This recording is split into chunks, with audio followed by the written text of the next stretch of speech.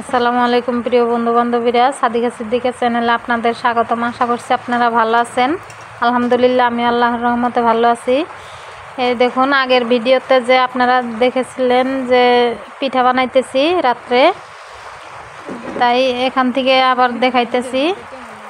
এই লাস্টের দিনের ভিডিও যে আমরা বাদ রাখছিলাম, বললাম যে পরের ভিডিওতে দেখাবো, সেই ভিডিওটা আপনাদেরকে আজকে দেখাইতেছি। রাত 11:30 পর্যন্ত আমরা পিঠা এগুলো বানিয়ে আমরা শুয়ে পড়লাম। তারপর মাসি এদিকে গ্যাসের স্টোভটা মুছে পরিষ্কার করে তারপর শুয়ে পড়লো। পরের দিন সকালে, যেদিন আমরা ও বাড়ির থেকে বিদায় নেবো আর কি, বাড়িতে যাব, বাড়িতে নয় আরেকটা মাসির বাড়ি আছে ওখানেই, সেই বাড়িতে যাব। সেদিন দেখি আবার মোরগ জবাই করছে। এটার কিছু অংশ আপনাদেরকে দেখাইছিলাম, আজকে ভাবছি পুরোটাই দেখাই এই ভিডিওটা। আশা করছি আপনাদের ভালো লাগবে। এই দেখুন, মোরগটা আমি চাটা খেয়ে তারপর বেছে নিলাম, নিয়ে এই মোরগটাকে অপারেশন করতেছি। কেননা এটাকে পুড়ে নেওয়ার আগে আমি ওই মোরগের পেটের ভিতরে যে ভুঁড়ি ময়লা এগুলো আছে ওগুলো বের করে নিব। দেখুন কিভাবে অপারেশন করতেছি।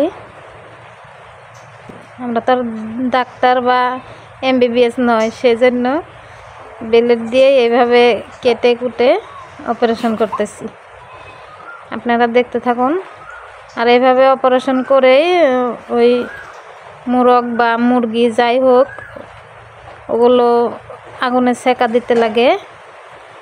তার আগে সেকা দিতে লাগে না আগুনে, কেননা ওটার ওই ভুঁড়ির ভিতরে যে ময়লাগুলো আছে, ওইগুলো যে খারাপ গ্যাস আছে ওই ভুঁড়ির ভিতর থেকে ওই মাংসর মধ্যে মিশে না আর কি, মাংসটা ভালো থাকে।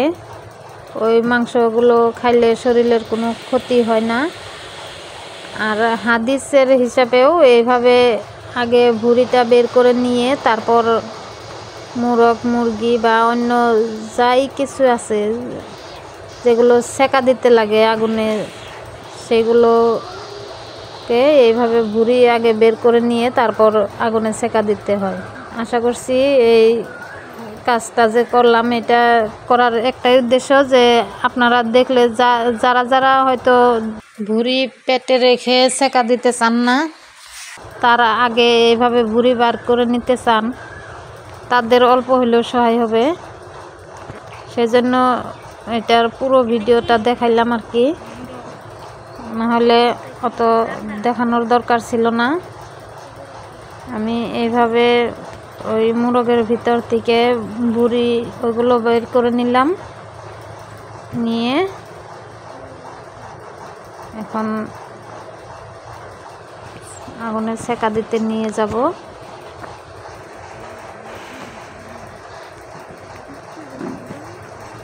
অত ভালোভাবে বলতে পারিনি, শুধু জানি যে আমাদের বাবার বাড়িতেও যদি কোনো মোরগ বা মুরগি এইগুলো জবাই করে, ছোটোর থেকে দেখে আসছি যে এইভাবে আগুনে সেকা দেওয়ার আগে এইভাবে বের করে নিতে হয় পেটের ভুঁড়ি এইগুলো। সেজন্য সেই ছোটোকালের থেকেই অভ্যাস, আমরাও ওইভাবেই এখনও এগুলো সেকা দেওয়ার আগে ভুঁড়িগুলো বের করে নেই। এখন সেকে নিতেছি আগুনের তাপে, না হলেও যে মাংসটা যে সিদ্ধ হবে, অল্প গরম হবে ভুঁড়িটা, ওইটার গ্যাসটা তাই আর মাংসের মধ্যে মিশতে পারবে না। সেই জন্যে আশা করছি ভিডিওটি আপনাদের ভালো লাগবে। আমরা কি করলাম সারা দিন, তারপরে কোথায় যাব এখান থেকে, সেগুলো আপনাদের সঙ্গে শেয়ার করব। আপনারা দেখতে থাকুন। আশা করছি পুরো ভিডিওটা আপনারা দেখবেন। যারা নতুন ভিউয়ার্স, তারা আমার চ্যানেলটাকে সাবস্ক্রাইব করবেন। এখন আমি যেই ওই মুরগের ঘাড়ের রগ যে ছিল ওগুলো বের করে নিলাম, নিয়ে মুরগ কোটাকাটি শেষ হলো। আপনারা দেখতে থাকুন।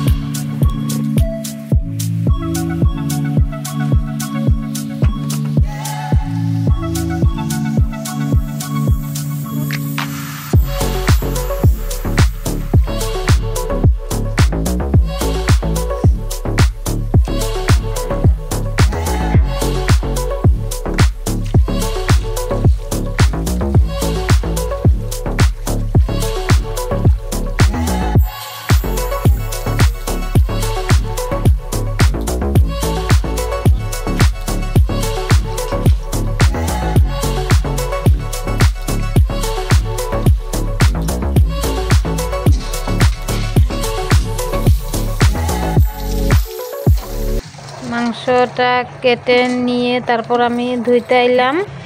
এদিকে দেখি আবারও আজকেও পিঠে বানাইতেছে আমার মহা এবং মাসির ননাস। ওইটা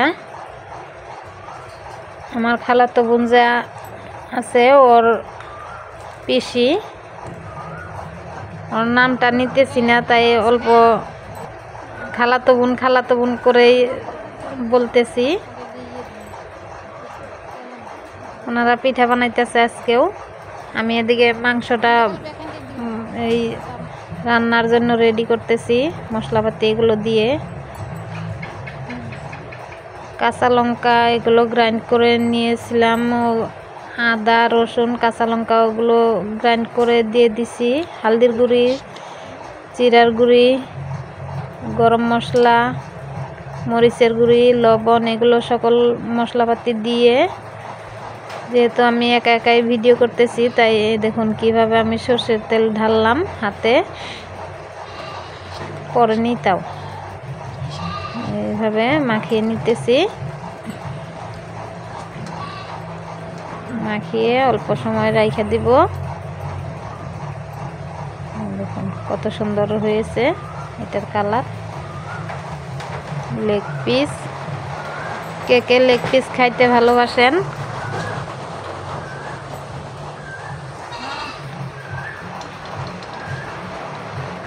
এই দেখুন আমি কড়াইটা চাপিয়ে দিলাম স্টোভের উপরে।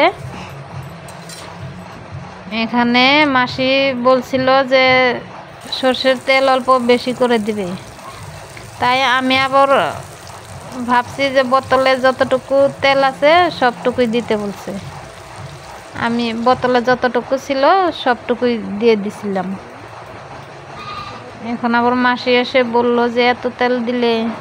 আমি বললাম যে আপনি দিতে বললেন যে অল্প বেশি করে দিও, তাই অতটুকু বেশি ছিল না, বোতলে যতটুকু আছিল আমি দিয়ে দিছি। এটা নিয়ে অনেক হাসাহাসি হইল।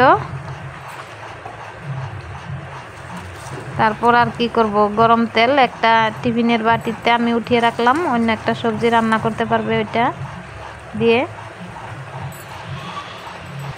এক বাড়িতে থেকে আরেক বাড়িতে একটু রান্না করবার গেলে ছোটোখাটো ভুল এইগুলো হয়ে যায়, ওটা স্বাভাবিক। ভাবছি আপনারা কিছু মনে করবেন না,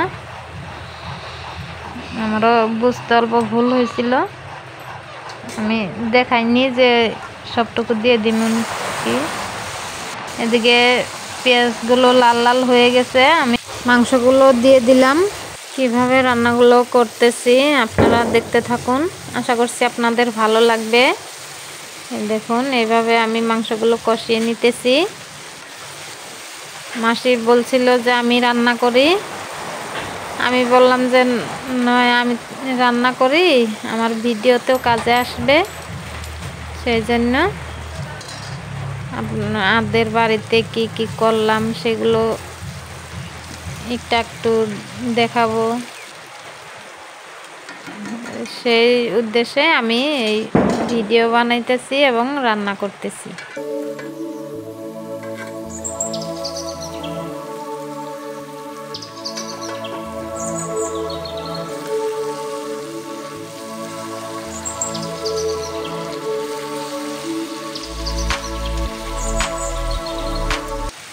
এদিকে মাংসগুলো ভালোভাবে কষানো হয়ে গেছে, আমি জল দিয়ে দিলাম মাংসের মধ্যে। দেখুন কত সুন্দর হয়েছে, অনেক তেলও হয়েছে মাংসের মধ্যে, বাড়ির লোকাল মুরগ। আর আমি মাংস এটা আবারও অল্প খুলে লাড়াচাড়া করে দিতেছি,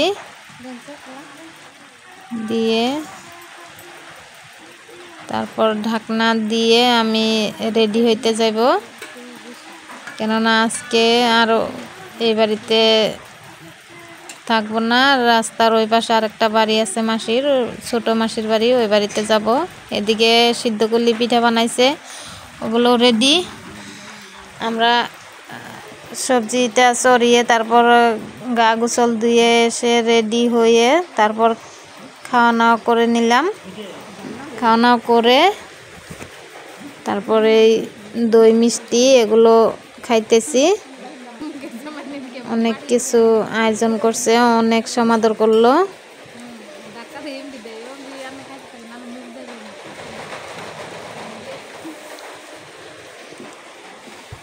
মাসিরা অনেক আদর করে আমাদেরকে, আমরাই কাউকে কিছু আদর সমাদর করতে পারি না।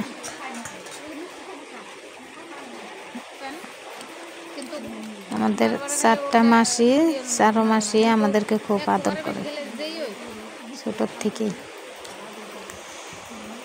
এভাবে খাওয়া দাওয়া করে তারপর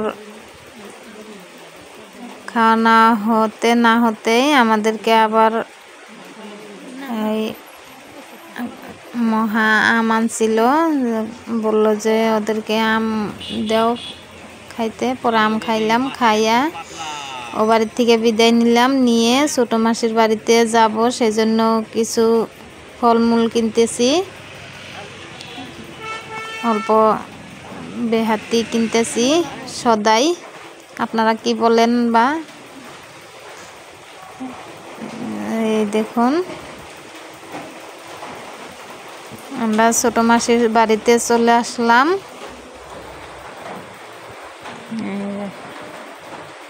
এগুলো ছোট মাসি কয়লার মুরগি পালে বাড়িতে, এগুলো অনেক বড় বড় সাইজের। এই মাসির বাড়িতে ভাবছিলাম যে আজকে থাকবো না, আজকেই এই বাড়ির থেকে বিদায় নিব, বাড়ির দিকে রওনা হব। কিন্তু মাসি বলল যে তোমার ওই মাসির বাড়িতে এতদিন থাকলা, আমাদের বাড়িতে একদিনও থাকবা না। সেজন্য মাসির কথা রাখার জন্য এই বাড়িতে এক রাত থেকে তারপর আমরা এখান থেকে বিদায় নিলাম। এই দেখুন আমরা এখন বাস গাড়িতে উঠে তারপর আমাদের বাড়িতে নয়, বাবার বাড়িতে যাওয়ার জন্য রওনা হইলাম। ওখানে আবার এক রাত থেকে তারপর বাড়িতে আসব। ছেলে মেয়ের স্কুল বন্ধ থাকায় 3-4 দিন এই মাসির 2 মাসির বাড়িতে বেরিয়ে আসলাম। আশা করছি এই ব্লগটি আপনাদের ভালো লাগবে, আপনারা বেশি বেশি সাপোর্ট করবেন। এই দেখুন বাস গাড়িতে উঠে রওনা হইলাম। আবারও দেখা হবে নতুন একটা ভিডিওর সাথে। খোদা হাফিজ।